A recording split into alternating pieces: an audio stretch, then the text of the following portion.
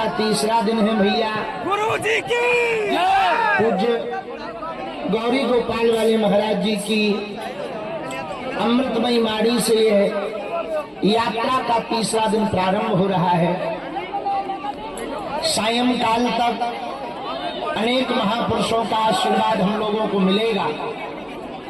ज्यों-ज्यों आगे बढ़ रहे हैं त्यों-त्यों ब्रज की खुशबू नजदीक आ रही है। कल की यात्रा में खेल का भी मेल हुआ, राजपीठ के भी बहुत लोग पहुंचे और समस्त सनातनी भी पहुंचे। कल फरीदाबाद के इस ग्राउंड में ऐसा लग रहा था मानो पूरा हिंदू समाज इकट्ठा हो गया। जहां देखो वहां केवल सनातनी दिखाई पड़ रहा था, तनातनियों का तो कल पता ही नहीं लगा। और फरीदाबाद तो धार्मिक नगरी है, हिंदुओं की एकता की नगरी है। फरीदाबाद ऐसा है जो बाबर वाले पक्षधर के बीच में भी रह करके रघुवर का झंडा गाड़े हुए हैं। हमको फरीदाबाद आकर बहुत आनंद आया।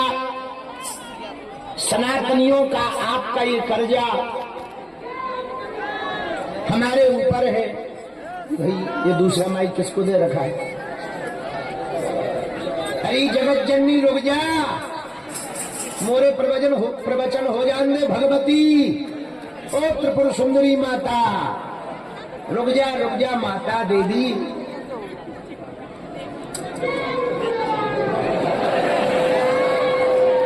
बोल ले भगवती, बोल ले।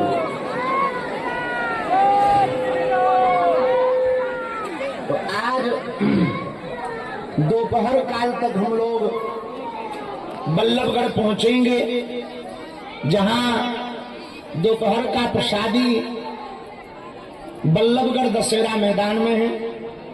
आज 15 किलोमीटर की यात्रा करेंगे, पहले 8 किलोमीटर फिर 6 किलोमीटर। बल्लभगढ़ में प्रसाद पाने के बाद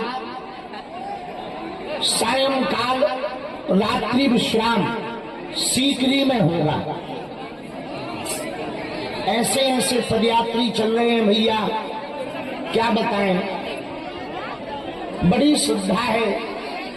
और आप लोगों के अंदर जोश उत्साह देखकर हम सब संतों को लग रहा कि हिंदू जग रहा है। एकमात्र उद्देश्य है हिंदू एक हो जाए।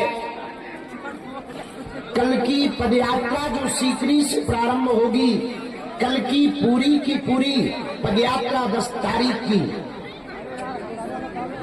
सिखों के 9वें गुरु तेग बहादुर जी की शहादत के लिए समर्पित की जाएगी।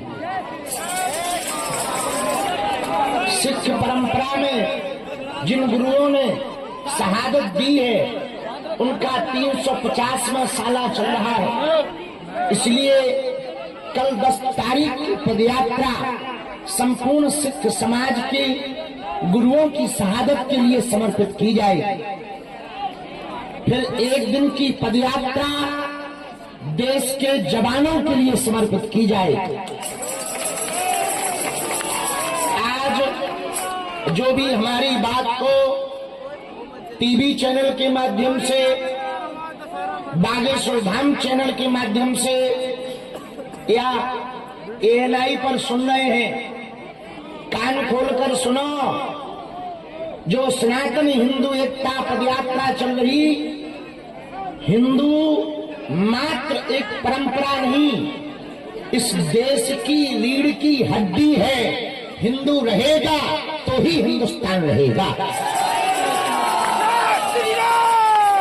और दूसरी बात सुनो, ये पदयात्रा दंगा फैलाने के लिए नहीं, गंगा फैलाने के लिए है।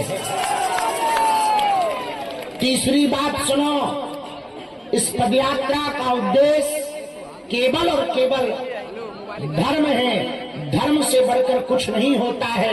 जब पाकिस्तान इस्लामिक हो सकता है तो हिंदुस्तान हिंदू राष्ट्र भी हो सकता है। चौथी बात सुनो, बहुत विनम्रता पूर्वक, हमारे देश की आर्मी जो भी ज्वाइन करते हैं युवा, वो वेतन के लिए आर्मी ज्वाइन नहीं करते, वतन के लिए करते हैं। हमने विचार किया 11 तारीख की पदयात्रा में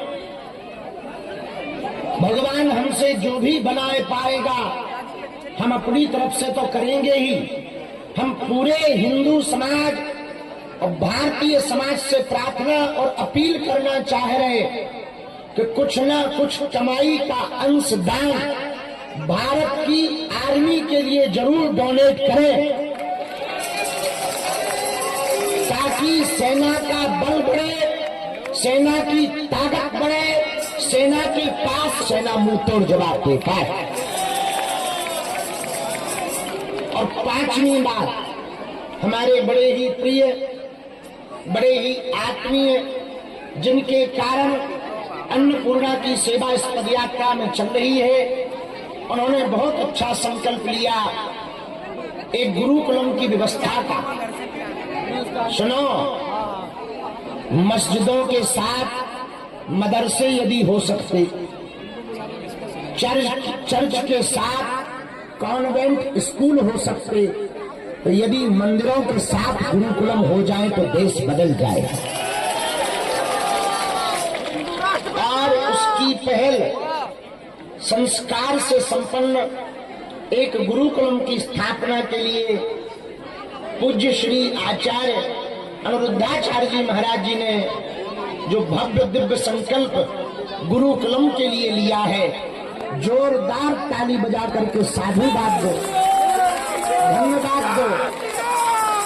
और जिनसे जो बन सके सो जरूर सेवा करो, क्योंकि भैया ऐसे ही कार्य की प्रणाली से ही आने वाली भावी पीढ़ी सनातनी बन पाएगी।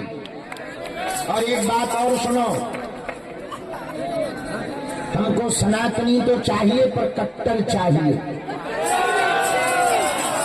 कट्टर का मतलब मारने काटने वाला नहीं, कट्टर का मतलब डरपोक ना हो गए तो तुम्हारे सामने विरोधी आ जाए तुम डरा जाओ, कोई तुम्हारा विरोध करे तुम घर से ना निकलो।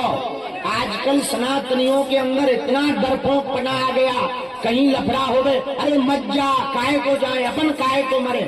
अरे भाई, अपना देश है, अपनी संस्कृति है, अपना सनातन है। जब हमारे देश को आजाद कराने के लिए हमारे भगत सिंह जी ने फांसी के फंदे को चूम लिया, तो हम अपने सनातन को बचाने के लिए सड़कों पर क्यों नहीं उतर सकते हैं।